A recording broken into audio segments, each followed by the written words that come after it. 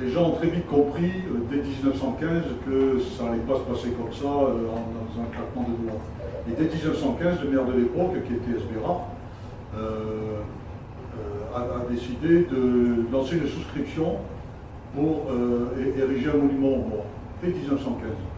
Et on voit dans ce registre, qu'on a toujours aux archives municipales, on voit que, on passe à la page 1916, et puis on passe à la page, c'est interminable. Et les donateurs, comme ça, s'alignent les uns après les autres. Il y a 1 franc, il y a 20 francs, il y a 30 francs. On fait des soirées, des animations, etc. pour essayer de récolter comme ça de l'argent. Et le monument aux morts, finalement, va voir le jour. Il est inauguré le 13 novembre 1921. Alors, vous vous rappelez où il était, les anciens Salernois, surtout, devant l'église, sensiblement à la place de l'ancienne Orme, là. Puis, comme il était vraiment tellement mal placé que c'était impossible, quasiment au milieu de la route, on l'a déplacé au cours Jean Bart, en bas du cours Jean Bart. Mais ça, personne n'était content, alors le monument aux morts, on l'a ramené là où il est maintenant, c'est peut-être là qu'il est le mieux finalement.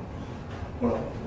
Pour ce qui concerne les noms qui figurent au monument aux morts, il y a, Nicole l'a dit tout à l'instant, mais c'est terrible ce qui a dû se passer dans le village, parce qu'il y a 15 malonniers, simplement, qui sont morts. 15 malonniers. Si on compte tous les blessés qu'il y a avec et tout ça, et tous les gens qui étaient mobilisés, qui eux sont revenus indemnes, c'était une vraie saignée de gens, c'était les gens les plus sains, les plus vaillants, les 20 ans, 25 ans, 30 ans, quoi, qui sont partis.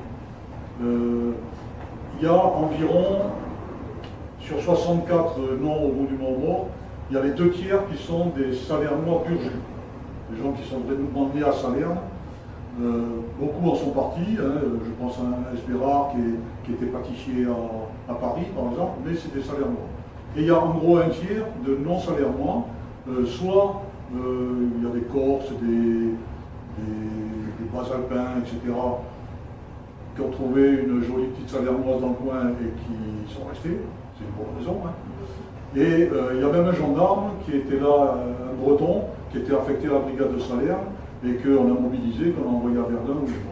Voilà. Donc les noms qui sont sur le monument aux morts, c'est des Salernois des vrais, c'est aussi des Salernois d'adoption. Voilà.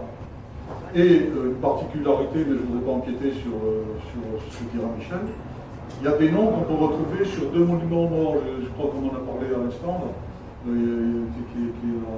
c'est toi Gaston qui disait qu'il a le même individu et figure sur 2 monuments aux morts. Je crois que tu disais avant, Michel, qu'il y en a un qui figure même sur 3 monuments aux morts. 3 de la Dracénie qui figurent sur 3 monuments aux morts. Et c'est rien d'étonnant en fait. Il est né à Salerne, il s'est marié à 30, il est mort à Fléosque. Chacun a voulu après honorer sa mémoire. Voilà. C'est rien d'extraordinaire. Donc on va laisser la parole, si vous le voulez bien, à Michel Delannoy. Il va nous expliquer comment il a fait un travail incroyable, c'est unique.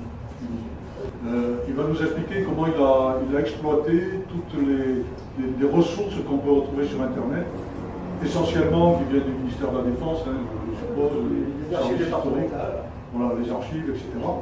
Comment il a exploité ça, il arrive à des résultats bluffants. Je pense notamment à ces photos des photos de la prise pendant la Grande Guerre de véritables ruines. Il a retrouvé le même endroit maintenant, il met des photos côte à côte, c'est ahurissant.